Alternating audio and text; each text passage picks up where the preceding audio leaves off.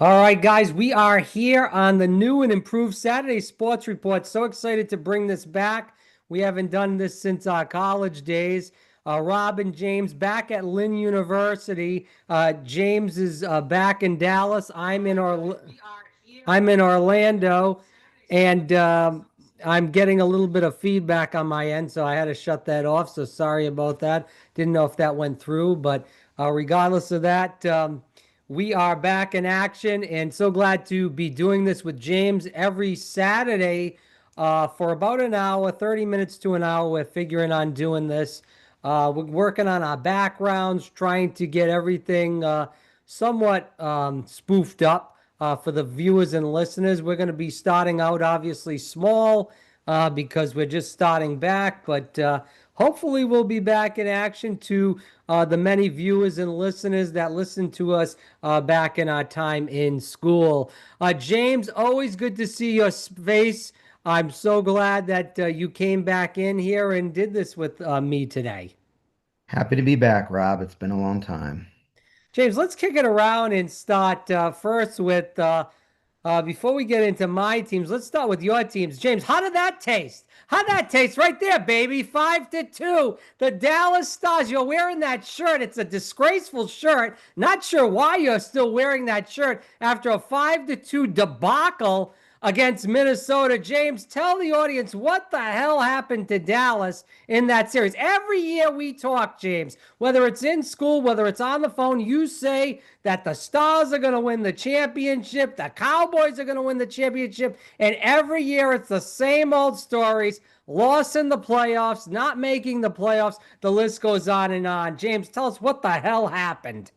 Well, I mean, they lost in the first round, and the way the playoff format works, you had the second and third best teams in the Western Conference playing each other in round one in terms of total points.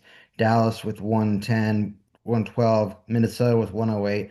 I'd like to remind you that Sagan and Rupe Hintz both were unable to play in the opening round of the playoffs, and that the Stars sustained several injuries along the way from the Olympics, where it would be Mikko Rantanen injuring his hip and missing about roughly a month, or Foxa getting injured beforehand, or even Miro Heiskanen getting injured his knee James, before. why do we always have to go to excuses with you? Whether it's the Stars, whether it's the Cowboys, whether Well, it's the Cowboys just UT, weren't good you last year. always have the excuse. You start out with they're good enough to win a Super Bowl. They're good enough to win the Stanley Cup. They're good enough to win the national championship for UT. And then it slowly withers and dithers as the days, the months, and the years go on. Well, I mean, look, they weren't, even if the Stars were healthy, they weren't good enough to beat Colorado this year. That's the team I picked to win the Stanley Cup before the playoffs even started. I had Colorado beating Carolina in the finals. I don't, even if Dallas had Sagan and Hintz and a healthy Ratnan, they weren't going to beat the Colorado Avalanche. Minnesota, Quinn Hughes was dominant for them, scored a bunch of goals on the power play and even strength. Brock Faber was excellent for them. The Stars simply couldn't score at even strength. They went over 200 minutes without scoring a 5-on-5 goal. And after the debacle in game one, where they lost 6-1, which was a blowout, by the way, game one was disgusting. Games two through six were close in this series, but the turning point was Nils Lundqvist, the top four defenseman for the Stars, getting injured and us losing a one goal lead in the third period and overtime in game four. And then they lost games five and six basically Yeah. by one goal, excluding the empty netters. And they just didn't have enough offense and made a couple of mistakes on the blue line. And the Wild are advancing. So congrats to them, but they won't be in the playoffs for much longer. Colorado's going to demolish them. That's their problem. James, I'm surprised you didn't start the show hitting back at me and saying, how's that taste with the Orlando Magic I getting will get smacked there. We'll around get like a there. pinata last night against the Detroit Pistons? James, I'll tell you what, at halftime, and we're on East Coast time, you're on Central time. I'm watching the Magic game in Orlando. I'm all hyped up at halftime. But I had this bad thought and pit in my stomach that the Magic were going to somehow lose the lead and Detroit had a chance at winning. I didn't think they would win, but they had a good chance at coming back at winning. I just look at Cade Cunningham's eyes and I look into him and I see the eyes of somebody that's ferocious, that's ready to kick some ass. I mean, he is an MVP candidate. I know he didn't win, but I mean, that guy is ready to play. He is like LeBron in his prime. That's just my opinion. But James, I'll tell you what, the Magic really came out with that hot and hustle mentality. Franz Wagner out for this game and also possibly game seven as well. He was out in game five too, so he's been out for probably going to be 3 games, at least two. I don't think they should even play him because I think honestly the Magic with the losing performance, that second half performance, turning the ball over, not being able to make a shot. Only 11 points in the third quarter, 8 points in the fourth quarter. Horrendous performance, James, by the Magic in the second half. Where, again, if you were watching that game and only watched the first half, you would say that the Magic were going to win this game outright. It was going to be a blowout. It was a joke. James, what do you think about the game as we continue on? Well, for our NBA coverage, I will say that's the biggest collapse from one half to another I can remember in my lifetime. I mean, you're up 60 to 38, everything's going right for you, everything's going wrong for Detroit, and then combined, you leave the half at 60 points, and yet you finish the game with 79. So 19 second half points, 11 in the third, 8 in the fourth. They didn't shoot well. They only shot 34% from the field. I mean, they shot 25% from three. If that's going to happen, you're going to lose a lot of basketball games, even with the Pistons only getting 90 points. It wasn't like they shot well. They only shot 40% from the field. They weren't, I mean, it wasn't like a Knicks Hawks game where Knicks were just cooking from everywhere and the Hawks were overwhelmed. Detroit, Orlando completely had the advantage early on. And then as soon as the second half started, it's like the team forgot how to play basketball. They turned it over. They couldn't hit shots. And Cade Cunningham is an MVP candidate, and he was playing like that before his injury knocked him out for the last couple of weeks of the year. But I gotta say, if you'd have told a Magic fan that you were going to take the one-seeded Pistons to 7 games, everybody would have probably been thrilled with that. It's just the way they arrived at the end of Game 6 that's Right. disconcerting. Well, my deal is with Paolo Banchero, who I am a fan of. He's an Italian stallion, such as myself. But my deal with him is he can have some really big games. Like in game five, he had a tremendous game, came out firing. This game, he looked like he was going to come out firing again. But again, in the second half, just horrendous shooting by not just Paolo, but the whole Magic team. Paolo shot 4 for 20 for the game. But my problem with Paolo is that he comes into the game and he can really look like the best player in the NBA in one game. And then the next game, he barely shows up and he takes too many threes. He refuses to take the ball to the basket consistently. Where, again, he's 6'10. He's a big ass dude. He could go and take the ball to the basket just like LeBron does, but he refuses to do that. Keeps taking these 3-point shots. That was what I saw at the Magic last night, as they kept consistently taking 3-point shots when they've been a horrendous team all year shooting the three. And last night, they shot again from the 3-point arc 9 for 36. That's 25% and 35% from the field. When again, the first half, it was a tale of two halves, where the first half they looked great and the second half they looked horrendous. James, talk about Paulo Banchero. What do you think the Magic should do with him? They just gave him a big extension. I'm getting to the point where, as a Magic fan, I think they should get rid of Paulo Banchero and try to get the best deal they I can I think because, that's a I think yeah. that's let's be we're being a little hyperbolic here. He's 23 years old.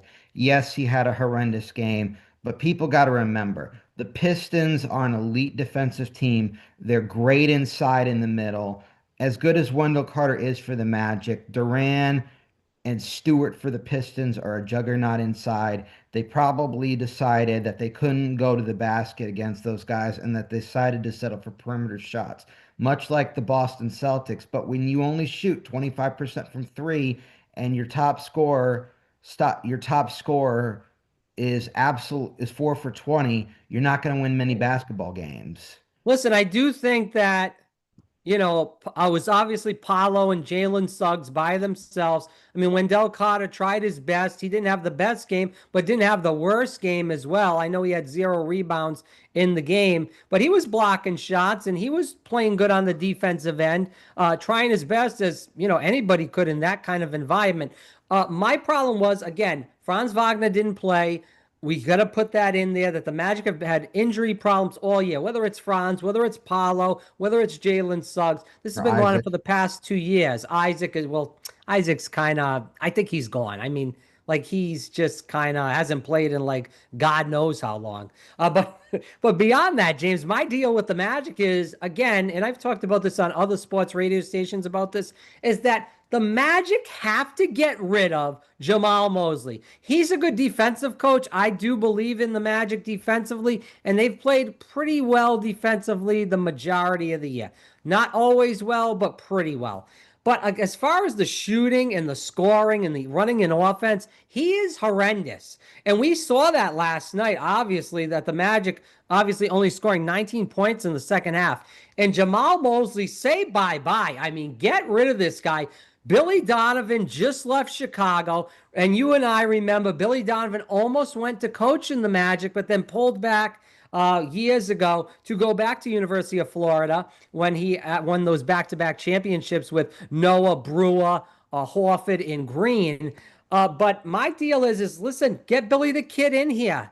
He's young. He's energetic. He's got a lot of young talent on this team, Magic team. Get him in there because honestly, I don't think that Paolo wants to play for Jamal Mosley. I don't think there's a lot of guys on the Magic that really want to play for Jamal Mosley. So my deal is, you know what? Get the new coach in there ASAP. I don't give a damn who it is. Just get a young coach that knows how to run a freaking offense because the Magic offense the whole damn year has been freaking horrendous.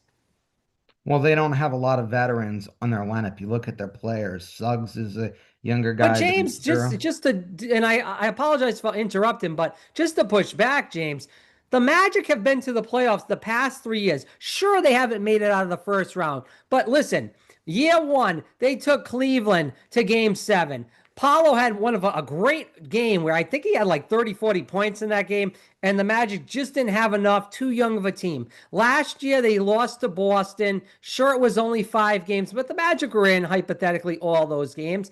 And this series, again, the Magic are going 7 games. Sure, they're probably more likely than not going to lose Game 7. But how many years are we going to go by and say the Magic don't have veterans? The Magic don't have playoff experience? How many years are we going to do this, James? well, when you're the eighth seed in the Eastern Conference and you're playing the one seed, I mean, the But fact of the James, matter, the only reason why they're the eighth seed was because of injuries, was because Franz, because of Paulo, because of Suggs, because of Isaac out. All those guys were out. They never played together. I think they only played like, and I'm probably wrong on the amount of minutes, but they only played like 113 minutes this year together. And Bane as well. We didn't even talk about Bane yet.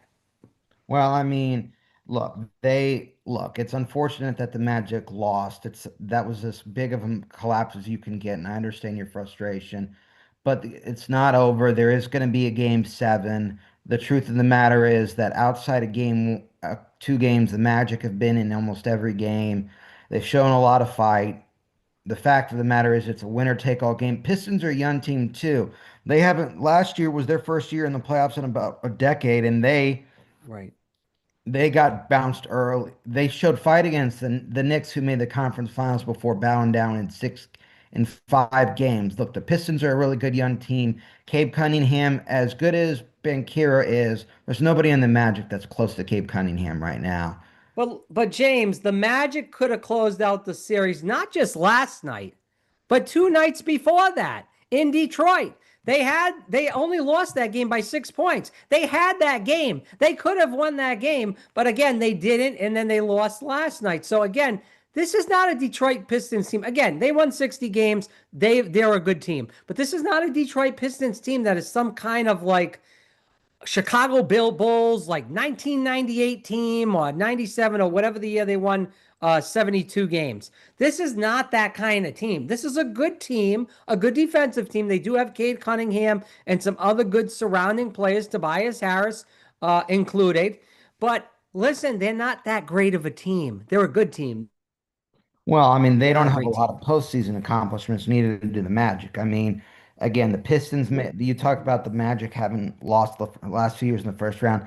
Pistons, the first time they'd been in the playoffs in a while, haven't been a 20-something win team multiple years in a row, and they lost in 5 games to the Knicks in what was a close series. I think if you're being an honest objective and we try to move our preconceived biases, that most people had the Pistons favored to win this series in probably 5 or 6 games. So But getting this to a game 7, I know it's disappointing the way they've played, especially in the second half yesterday. But if you ask any observer that if this was going to go to a game 7, most people, if you were a Magic fan, would take that with the winner game all on the line.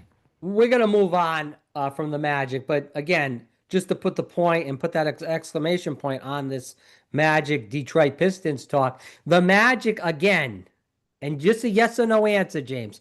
The Magic again, if Franz wasn't hurt, some like 30, 40 games this year, if Paolo wasn't hurt so many games this year, if Suggs wasn't hurt so many games this year, and you got Bain as well, who played 82 games, which is incredible for any NBA player because with the load management, no one plays 82 games anymore. But regardless of that, you agree with me, yes or no, that if those guys played together for the majority of the year, let's say 60, 70 games, they would have been higher than 8. Oh, I think they would have been 6. I think they would have had the Hawks' spot. I thought they would have been 6 and probably played the Knicks in the first round. But again, injuries unfortunately are part of basketball. Any sport, right? Any sport. I talked about it with my stars earlier. Injuries hurt us. Injuries have obviously hurt you guys with Wagner. I think if Wagner had played, the series would be over already. But I mean, that's the way it struck. So let's move on, Rob, I think, to another Eastern Conference matchup in the first round, or two, we should say. The Celtics and the 76ers. Talk about a series, another series that we never thought would go 7 games. I thought the Celtics would win in 5 and Mm-hmm. that Embiid would be a non-factor. He's been anything but ever since game 4. And the series is now Boston fans are absolutely nervous on a team that they thought, most people thought, was a cinch to go to the finals and they could be eliminated tonight if they have I another agree with you four. 100%. I was a person that thought, and I said this on the radio over in Gainesville at University of Florida. I said that the Celtics were going to sweep this series, and I was dead wrong. Obviously, it's 7 games, as I was wrong with the Magic, but that's par for the course. But my deal is with the Celtics. I'll tell you what, I watched that game 6, and they looked horrendous at times. I mean, they didn't look like they knew what the heck was going on. This is a Celtics team that's very prepared. They have a great bench. They don't have a bad bench at all. They have guys, and we saw this as Magic fans that last game of the year when we played the Celtics, their bench beat us like a drum, and that was a game that the Magic needed to win to move up the ranks in the play-in tournament. Excuse me. But I'll tell you what, the Celtics are a team that doesn't lose that much at home. They're 30-11 this year at home. So I think that they do have the edge still. I think that Coach Mazzulla, Jaylen Brown, and Tatum are going to get the kinks out. I think they're going to be ready to rock and roll. This is a great defensive team as far as the Boston Celtics is concerned. I do think that Philly will make this game a tough game. I don't think they're going to lay down and quit. And I'll tell you what, Embiid coming back from that injury, I mean, he was sensational. What was that, game 5? He was 28 and 17 first game back. I mean, that was really impressive for a guy his first game back. I don't care if he's a great player in general or he was a stiff. He really came out with that hot and hustle.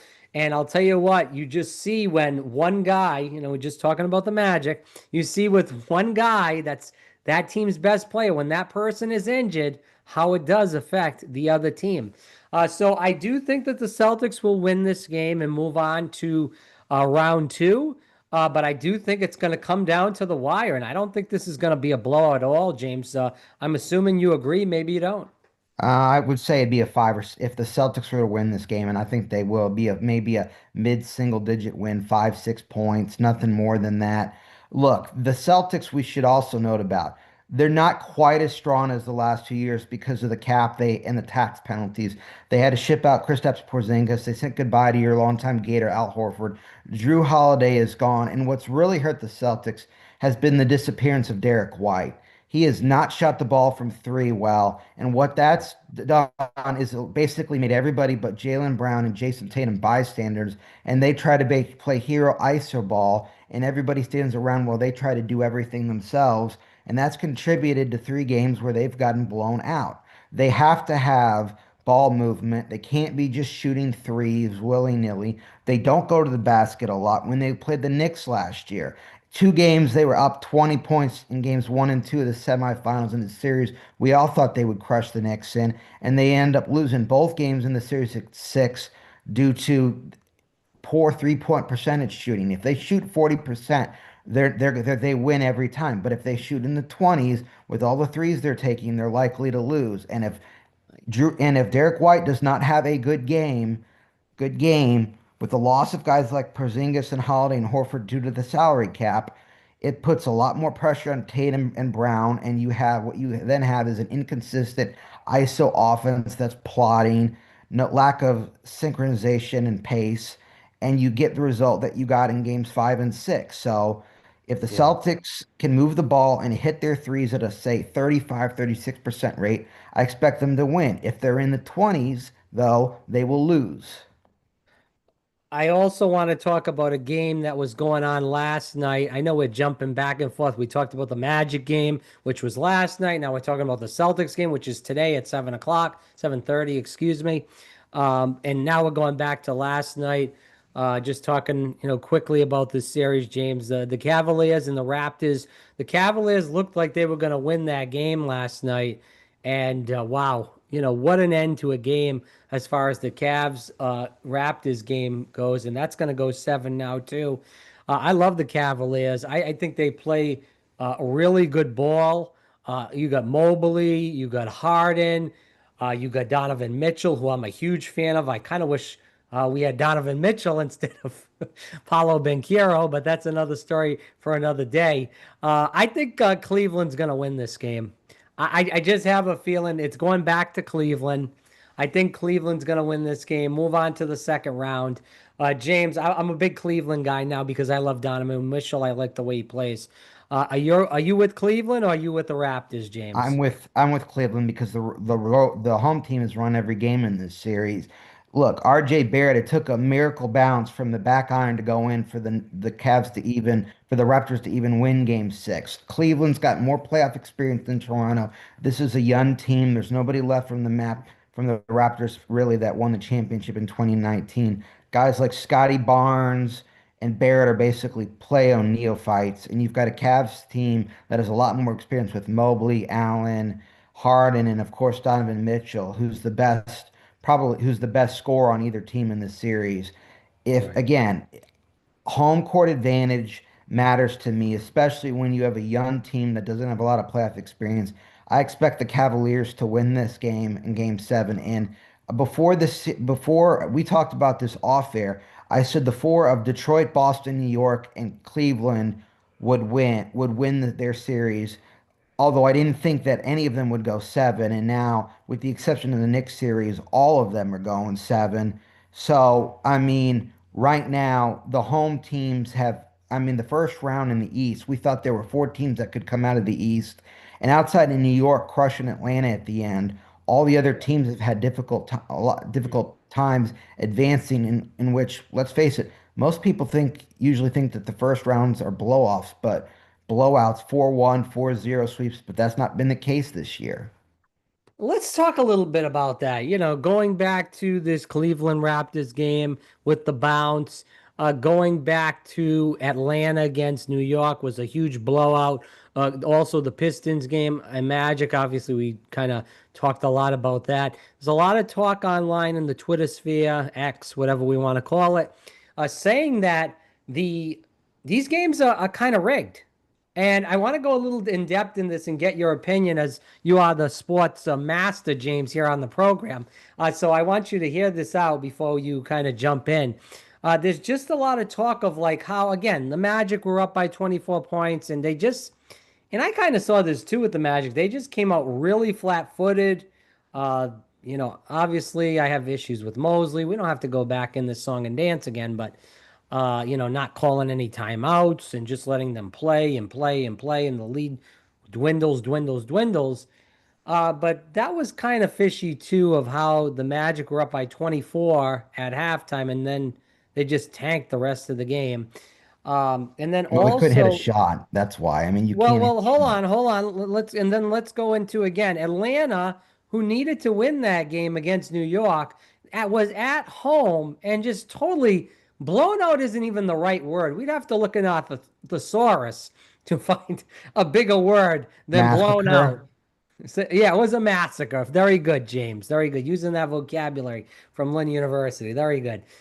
So, so like it was horrendous. So again, it goes back to what these people are saying in the Twitter sphere that these games are rigged. I mean, we saw what happened back in 2002 between Sacramento and Los Well, Angeles. That Sacramento was on their way to, again, winning a championship, an NBA Finals, well, until the referees came into that. So, James, again, when we see a player from Texas Tech get basically thrown out of his college because he was gambling on his team, we saw Damon Jones, who played in the NBA with LeBron on Cleveland, getting, court appearances, and God knows what's going to go down with him. And who else? Terry Rozier, former Celtic, Chauncey former Miami Billups. Heat player, Chauncey Billups. Yes, thank you, James. Having all these issues with, again, gambling on games, again, whether it's football, whether it's basketball.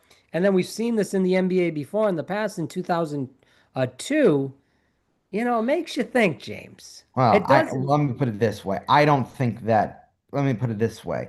I don't think any of these games had a rigged outcome. I think what happened in Detroit, Orlando couldn't hit the broadside of a barn, and Detroit's a better team.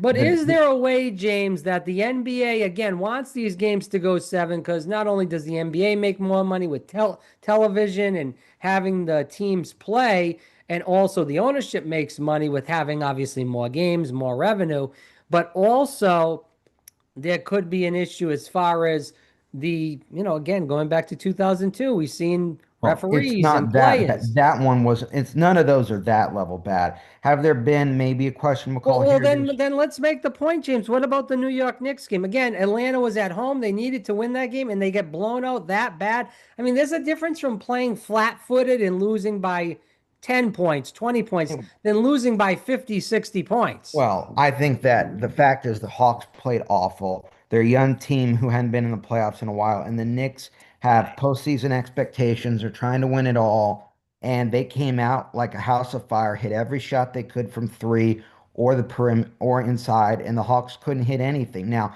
I've never seen a massacre in a playoff game that bad. To your extent, 10, 20 points is one thing. That was 60 points and ended up at 51.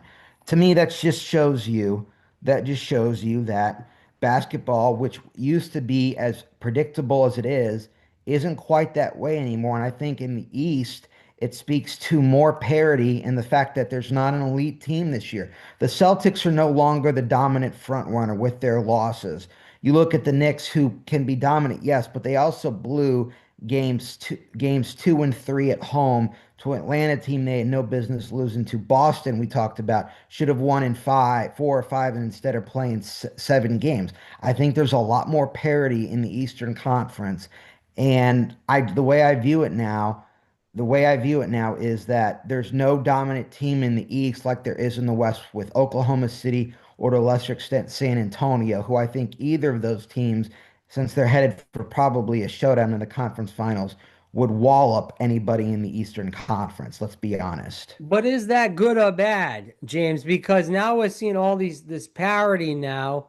And, if you're a fan of a team that, used to stink and now they're good, it's good for that. But, I go back to again the style of play in the NBA.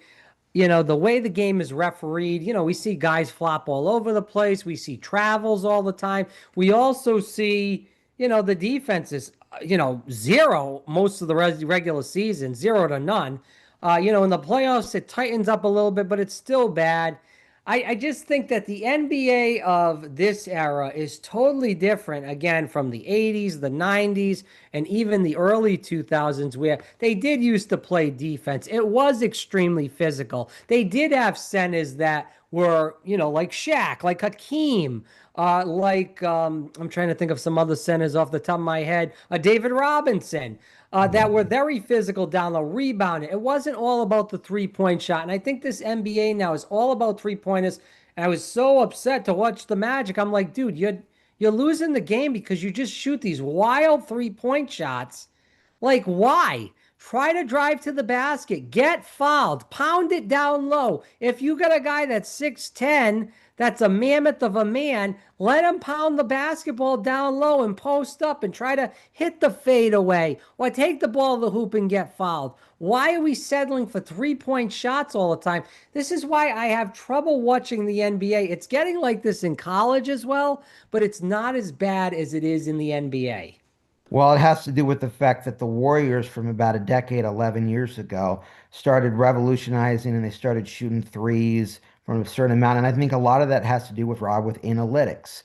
You see it in baseball now with Right. analytics, and everybody says a three is worth more than two. And the thing is, either shoot the three-pointer, as you said, or go up and dunk it. They don't shoot, people don't shoot mid-range shots anymore. And it's not just Mike D'Antoni who used to do it. Mike Brown does it with the Knicks. The Celtics, Joe Mazzulla, that's been the criticism in Boston. If you listen to radio stations, they take 45. I mean, if you watch a Celtics game, they take 45 to 53s a game. So it's not just a one or two team deal, it's a league wide Right. phenomenon now. And again, the game is different. You had Shaq and then you had Duncan and Robinson, you had the Lakers, you had the Kings with Webber. I mean, truthfully, I would say the first team that was a perimeter shooting team were my Mavericks back in the 2000s with Dirk and Nash and Finley. Mhm. That was kind of an early harbinger, but they couldn't win. But now the game is you look at the centers today, Rob, most of them are guys that shoot threes. Back in the day, guys like Patrick Ewing and Akeem and Shaq wouldn't even think of taking a three-pointer. Now you have these stretch fives everywhere who shoot threes. I think Yeah. that has a lot to do with it. I mean, you look at the Thunder with Chet Holmgren. You look at the Spurs with Wembanyama. I mean, Right. you have big men that are now essentially perimeter guys. Karl Anthony Towns more than they are post players, and with analytics, including heavily involved in the game, the fact is people are shooting a lot of threes. Yeah, the problem is that most of the players that are shooting a lot of threes, they can't hit the threes and they shoot air balls. I never remember watching a game when I was real young, seeing so many guys shoot 3-pointers now in the NBA that are air balls now. And like you see them all the time. Every game I see somebody, whether it's on the Magic or another team, shoot air balls now. You never saw that before in the way the NBA is. And I'll tell you what, I'm just not a fan of the new NBA. That's just me. I don't like all this razzle dazzle stuff, the flopping, the guys that go to the basket and they don't even get touched, but they fall. I mean, it's just really disgusting, honestly.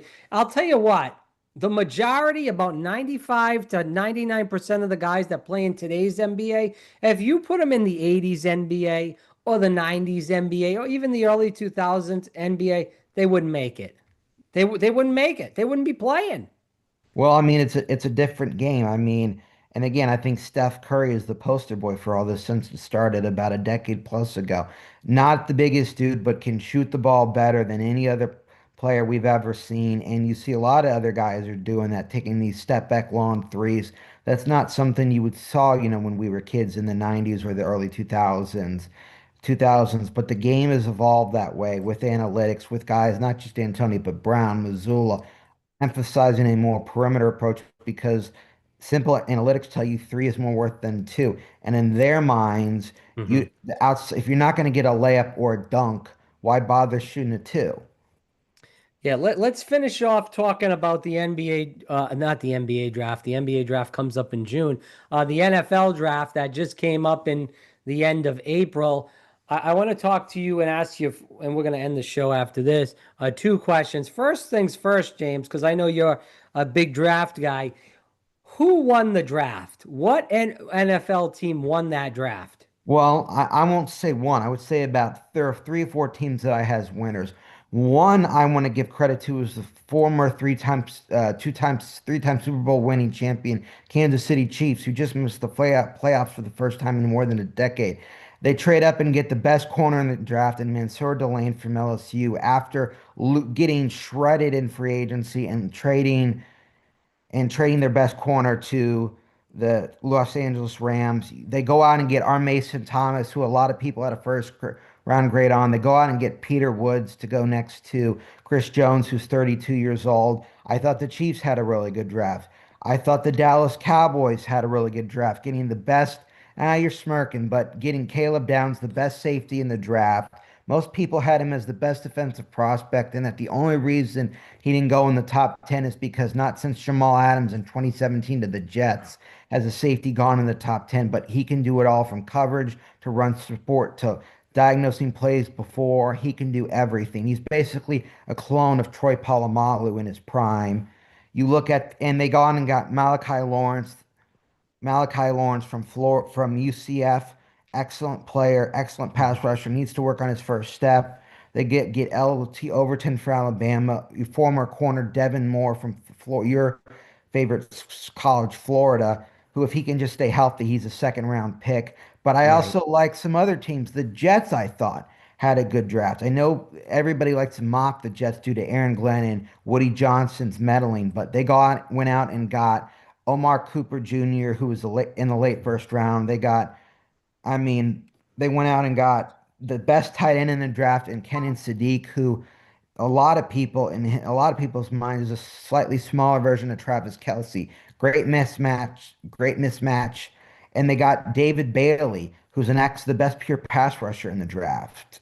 Now, as far as your team, the Patriots go, they made news more for their coaches off the field shenanigans than they're on the field. But I will say, Caleb Lemieux from SMU, I think gives them a good pair of bookends with Will Campbell at offensive tackle. I did He was like from the Utah, James, I think. Oh yeah, Utah. you're right. I'm sorry, Utah. I You're said all SMU. right. I meant Go ahead. Utah. But yeah, he and Spencer Fano, I thought were the two best tackles in the draft. And the Patriots to get him in round one was an excellent decision. I thought the Jaguars had actually the worst draft. They reached several times for players that were even in the top 50 or top 100. They didn't have a first round pick because of Travis Hunter's trade last year. I thought they reached I thought the Browns actually had a good draft as well, getting Spencer Fano, the best tackle in the draft, Casey Concepcion, David Boston, the son of former Cardinals receiver David Boston. So I mean, the way I look at it, those are several teams that Yeah. Because did I want to well. ask you, James, go ahead, finish And I off. thought the biggest reach was Ty Simpson.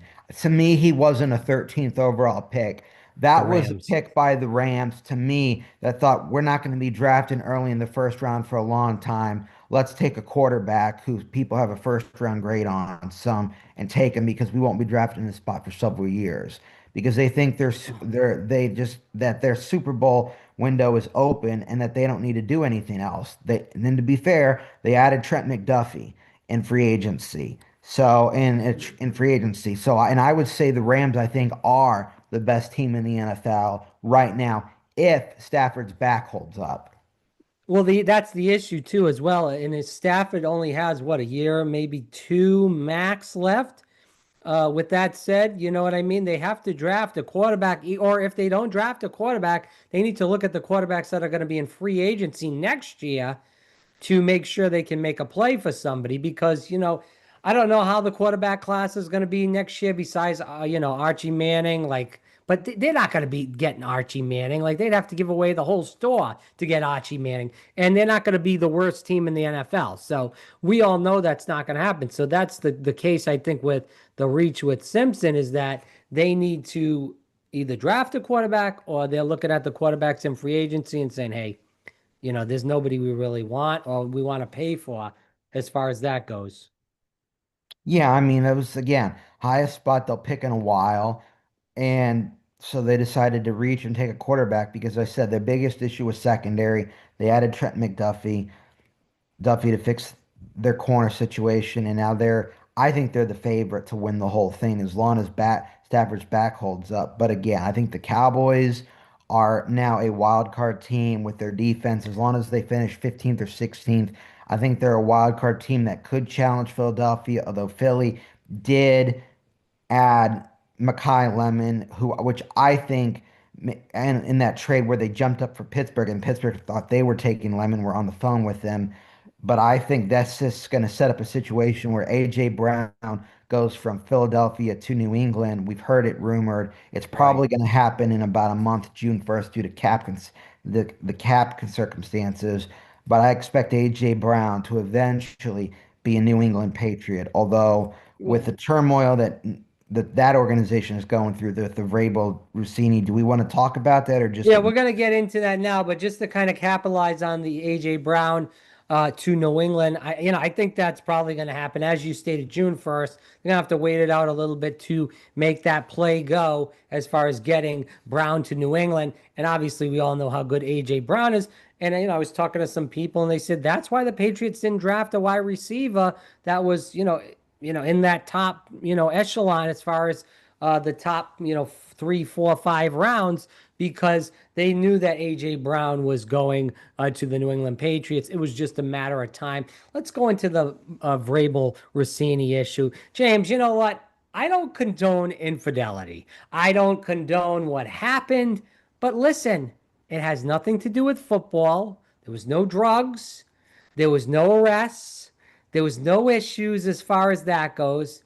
What you do in your personal life is what you do in your personal life. It doesn't mean that I have to agree with it or think it's correct, but it is what it is. And yeah, that I has mean, nothing to do with the New England Patriots. It has nothing to do with the NFL.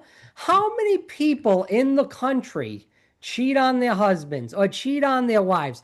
Millions and millions and millions of people. Again, we don't have to say that it's correct, but we can say that it happens.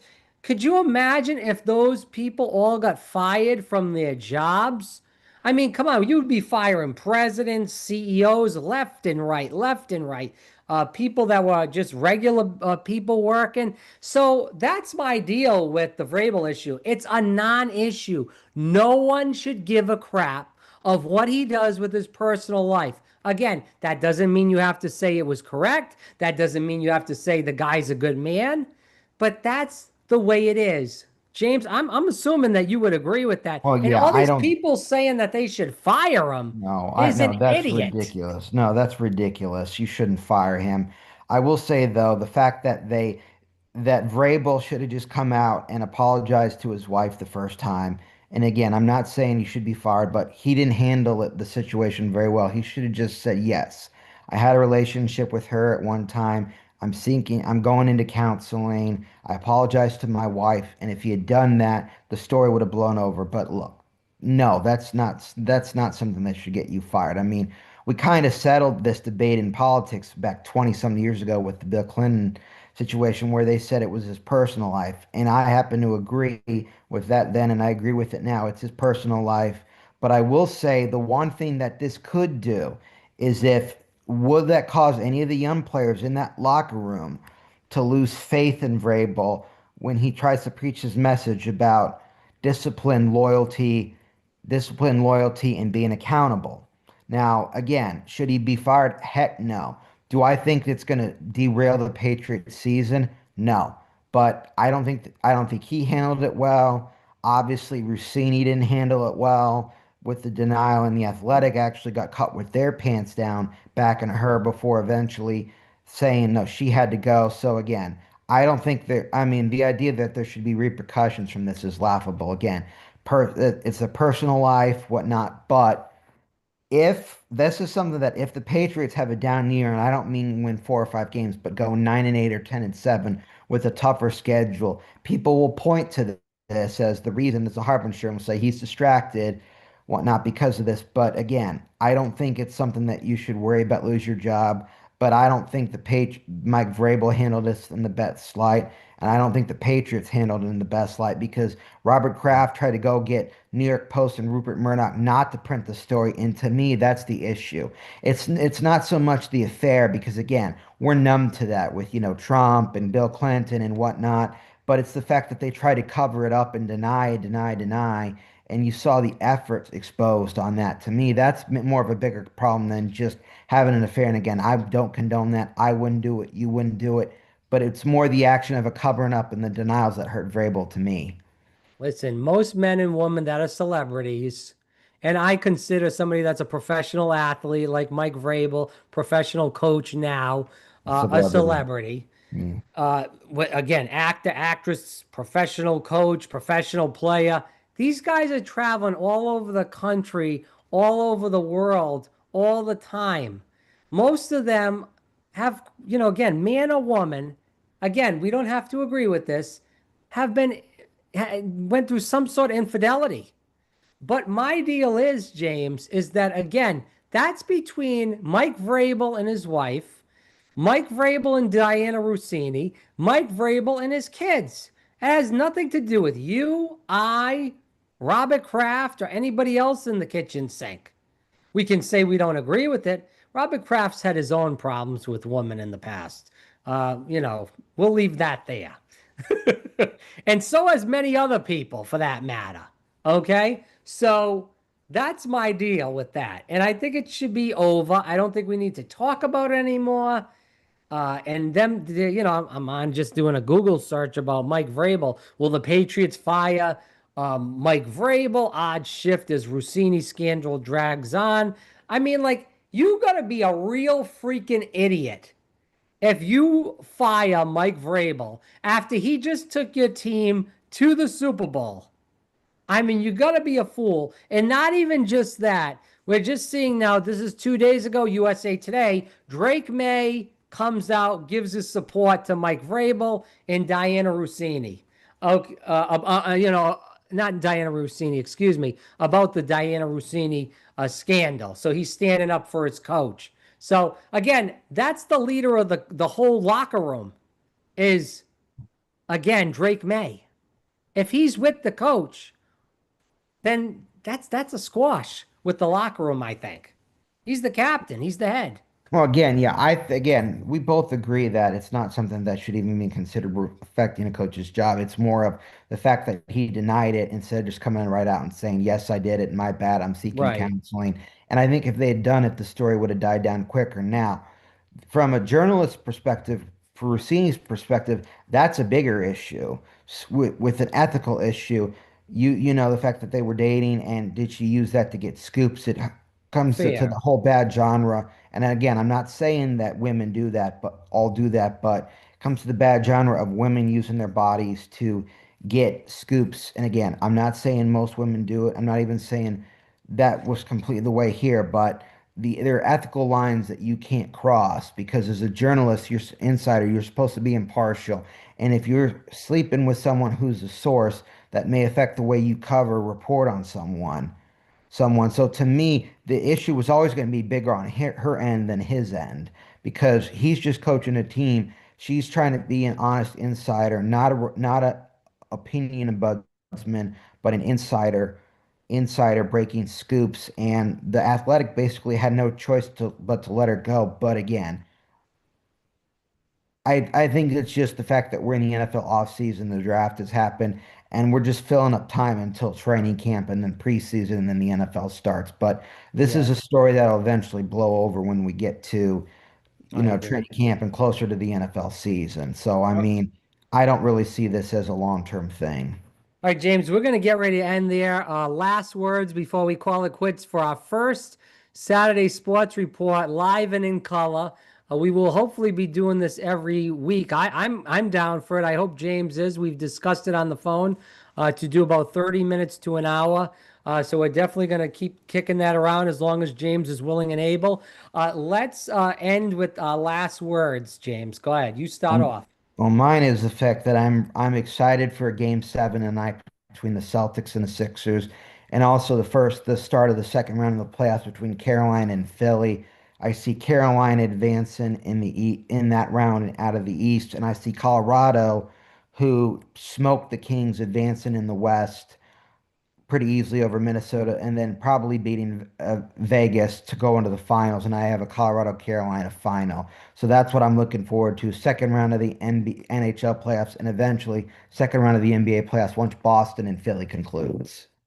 My last words for today are I'm looking forward for the Magic season to be over so we can get a new coach. Hopefully, Billy the Kid Donovan comes into Orlando, not just for a 20-minute press conference to say he's going to be the coach and then go back to University of Florida, which obviously is not going to happen because they do have Todd Golden as coach. I'm hoping that Billy comes in and accepts the job as the Orlando Magic new head coach, and we get rid of this terrible Magic team right now. Jamal Mosley, sayonara, see you later. Don't come back. Don't let the door hit you on the ass. Let's get him out of here. And then we can hopefully rebuild his team. Let's get some shooters. Please, let's get some shooters in the likes of someone like, obviously not playing anymore, but coaching, but in the likes of JJ Redick. So I'm excited for that and hopefully to see, again, the Celtics beat the Philadelphia 76ers because we're going to cheer for the Celtics now because the Magic are on their way out. And thank God for that. Well, Uh, I'm signing off, Rob. So I yeah, will. James, we're going to sign off. Thanks so much for coming on the program. James, we will see you next week around this time at 1 p.m. where we go live and in color on YouTube for the Saturday Sports Report. Rejoining the old times. We're back in action with Rob and James. James, thanks so much for coming on. Thank you, Rob. I will see you next week.